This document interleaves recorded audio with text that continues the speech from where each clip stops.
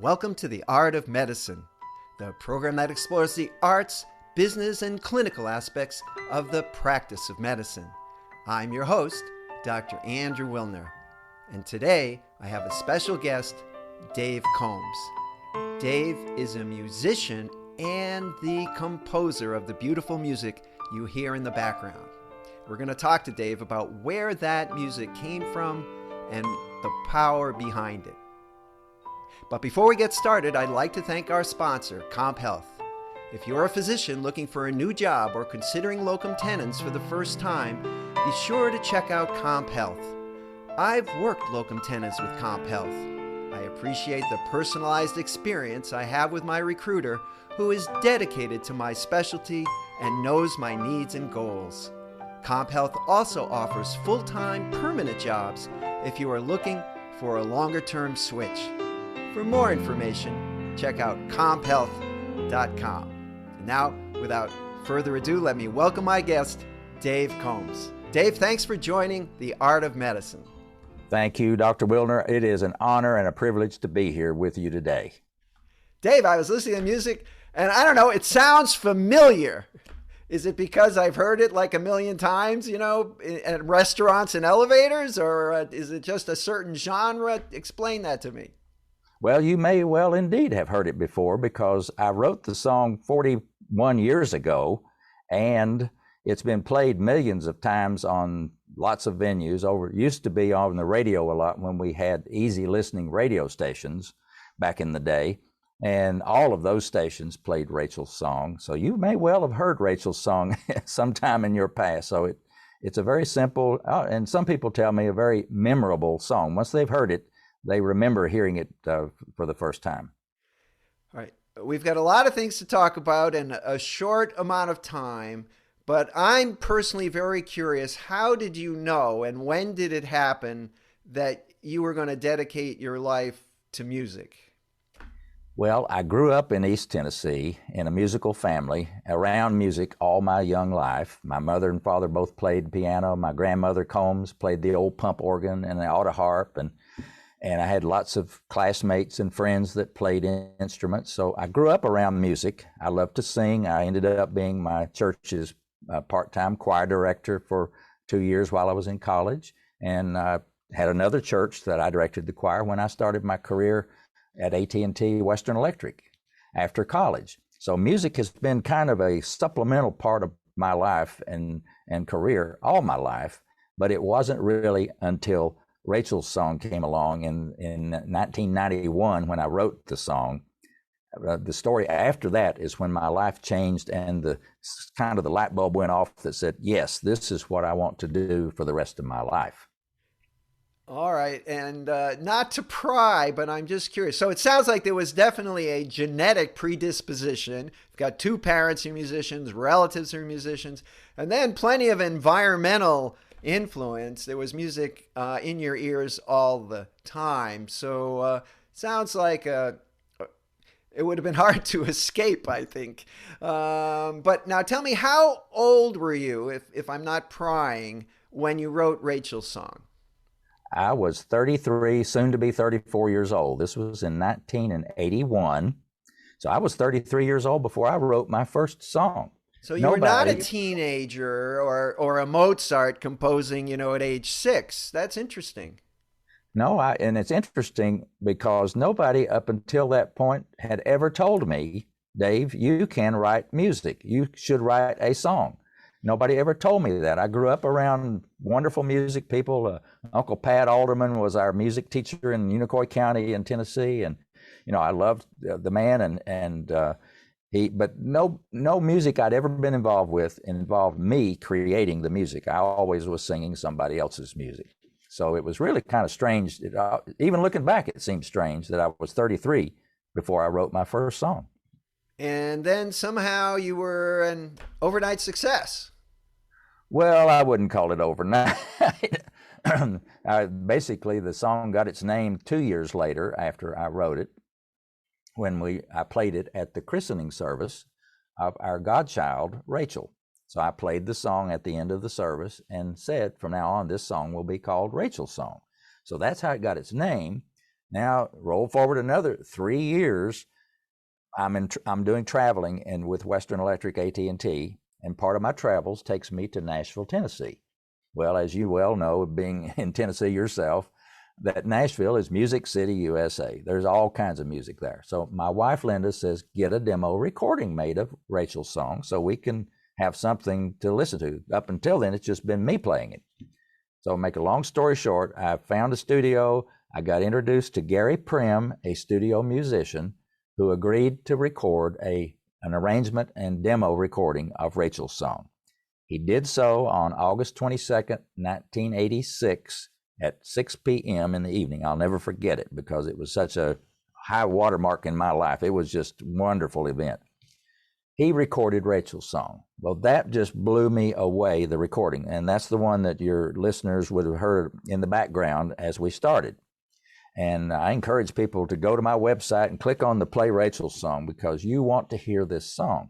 And what you will hear, believe it or not, is that original demo recording made by Gary Prim, untouched. It's not been re-edited, remastered, or anything. That is what I walked out of that studio that night with, was that recording. And that recording changed my life. And when you composed the song originally, and then when Gary Prim sort of did it, is what he did kind of what you'd heard in your head? No, well, I guess maybe in some way, but it far exceeded what I was expecting. My expectations, I don't know what I was really expecting, but it blew me away. And because he added strings, he added electric piano, he added some horns, and he modulated up a half a step after the second verse up to the key of D flat from C. And I didn't play it that way to start with. So what he created was another whole level above what I could even imagine. That's fantastic. Now, this program, our program, is the Art of Medicine. And you're here today because there is somehow let's call it an unexpected link between Rachel's song and health and illness and disease and getting better. And I see you have a book there, Touched by the Music, How the Story and Music of Rachel's Song Can Change Your Life. And now, does that have anything to do with medicine? Well, in many cases, it did.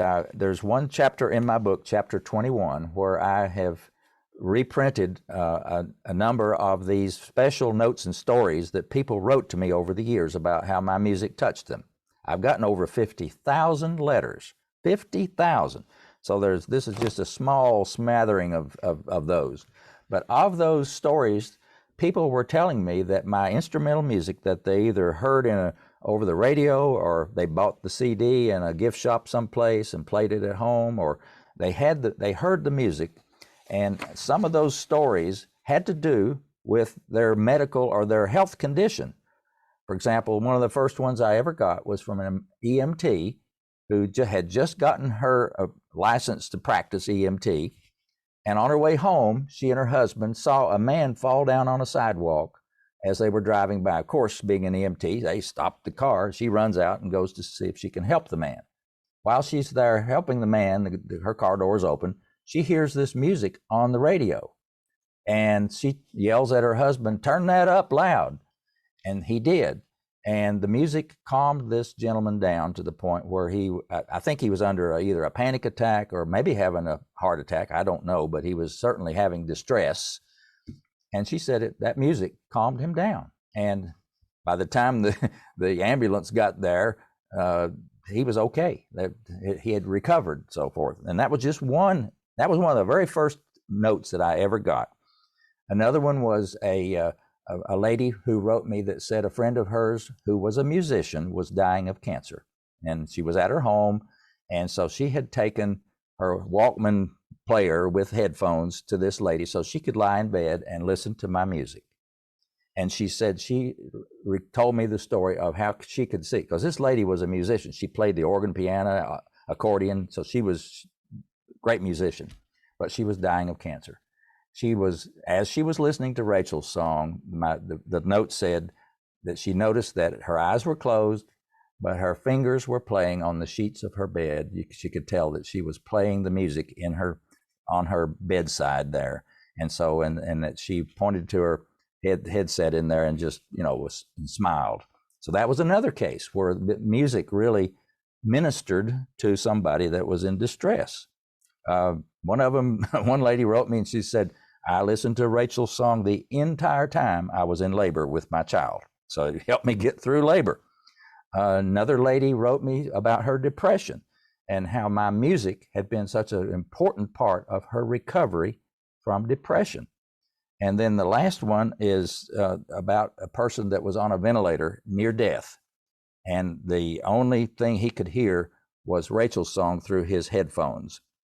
And so he basically would point to his headphones and smile and give a thumbs up that was really helping him.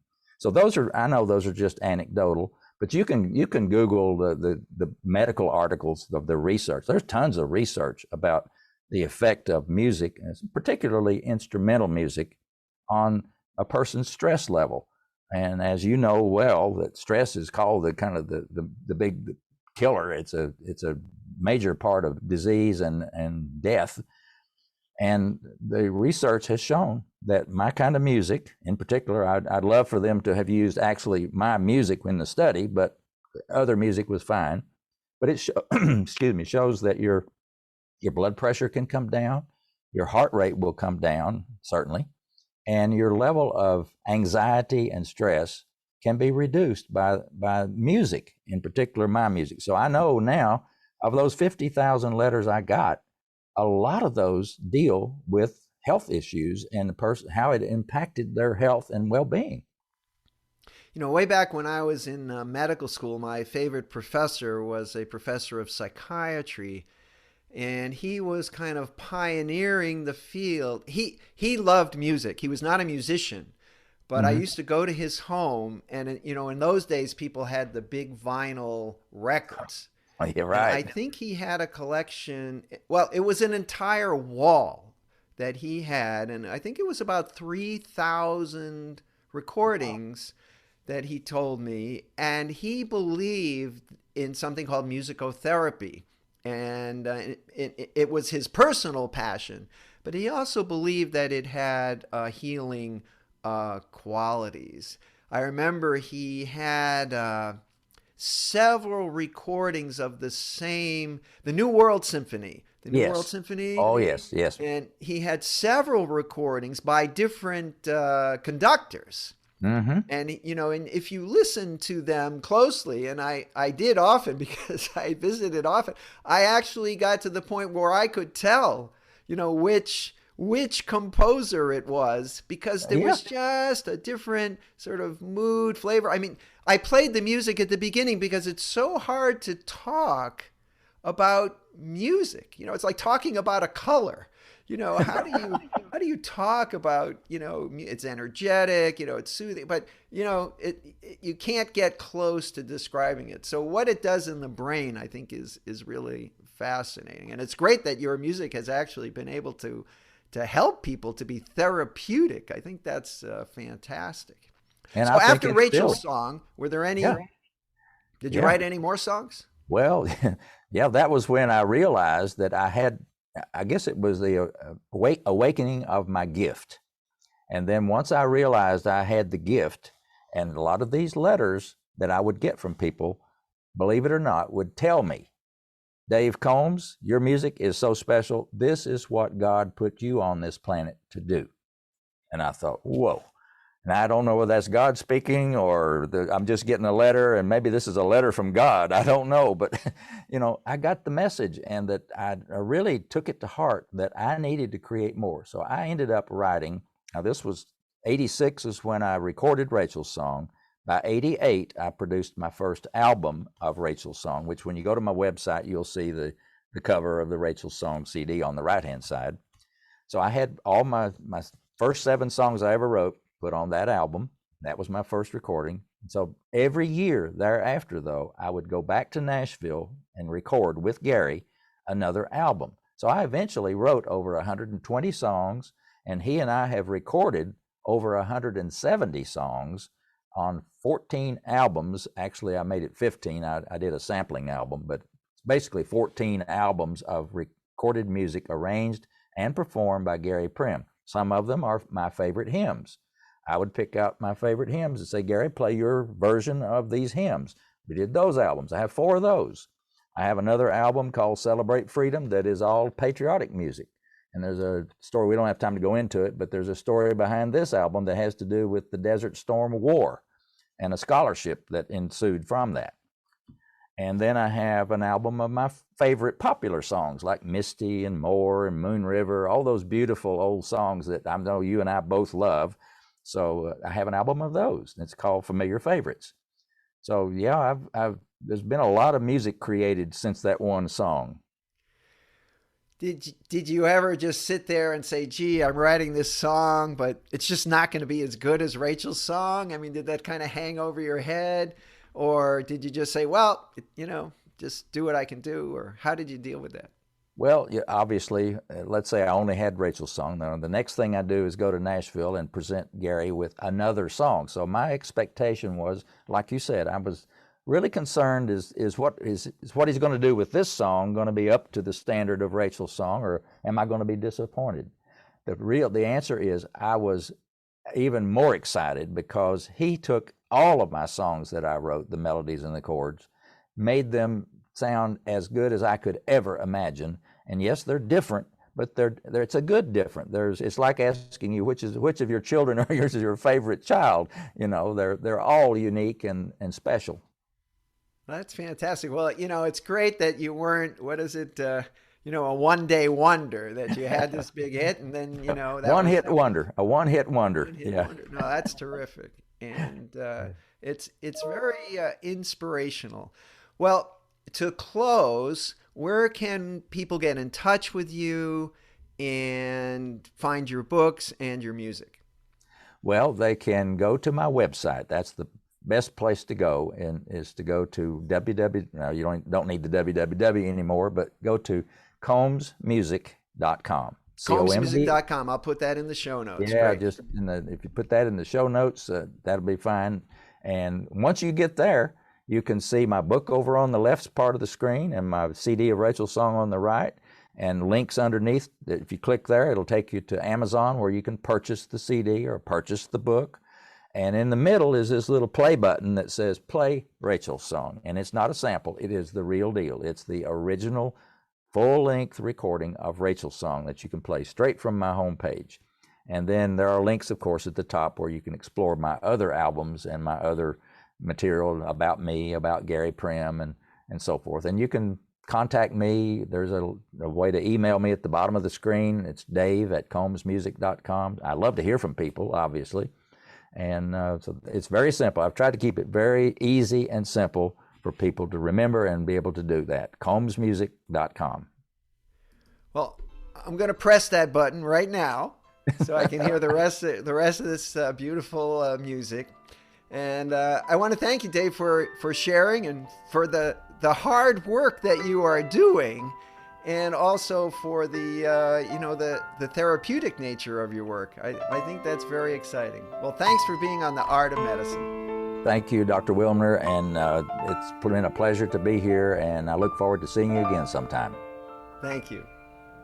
Well, wasn't that fascinating and inspirational? Thank you very much, Dave Combs.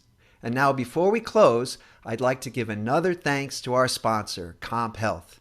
At Comp Health, you can talk with a recruiter who knows your specialty and will actually get to know you and your goals. Consider starting your personalized job search at Comp Health. That's comphealth.com. Thanks very much for watching, and see you next time.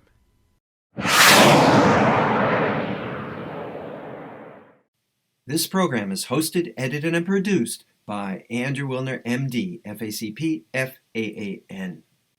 Guests receive no financial compensation for their appearance on The Art of Medicine.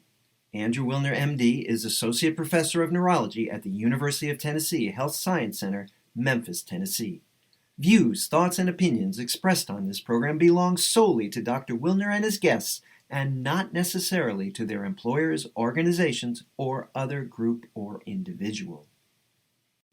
While this program intends to be informative, it is meant for entertainment purposes only. The Art of Medicine does not offer professional financial, legal, or medical advice. Dr. Wilner and his guests assume no responsibility or liability for any damages, financial or otherwise, that arise in connection with consuming this program's content. Thanks for watching. For more episodes of The Art of Medicine, please subscribe. www.andrewwilner.com